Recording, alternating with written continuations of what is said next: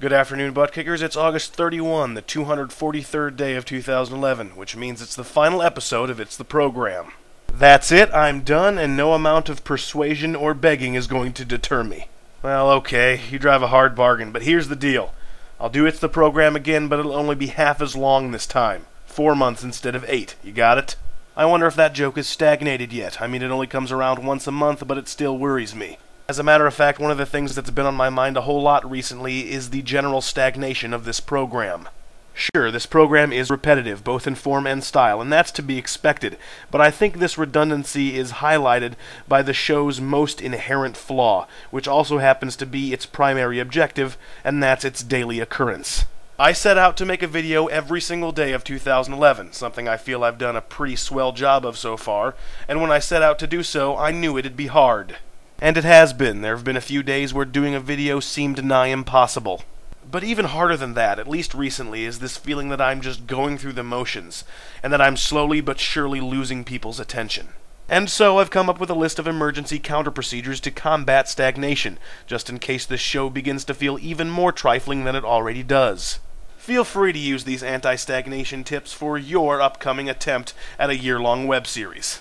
Anti-stagnation strategy 1, formula reinvention. Indeed, these videos have settled into a highly recognizable and effortlessly repeatable format.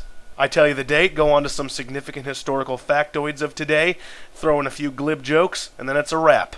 But maybe I could do something a little different. For example, instead of just talking about how 14 years ago today Diana, Princess of Wales, died in a car crash, I could go out and ask a bunch of drunk people to drive me places until I also died in a car crash. I'd also make sure to get a few conspiracy theories and controversies started to add a little bit of mystique to my demise. It'd be a really artsy, if not bold-facedly offensive way to treat the subject matter. Plus, then there's the added bonus of not having to come up with a video for tomorrow, or the next day, or the day after that. Anti-stagnation strategy 2, push the limits of impropriety. The easiest way to be racy is to include ample swear words, but that's just way too easy for me.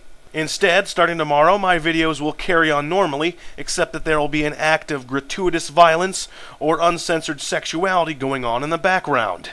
One could argue that such surroundings would distract the viewer, but at least they'll be staring transfixed at their computer monitors.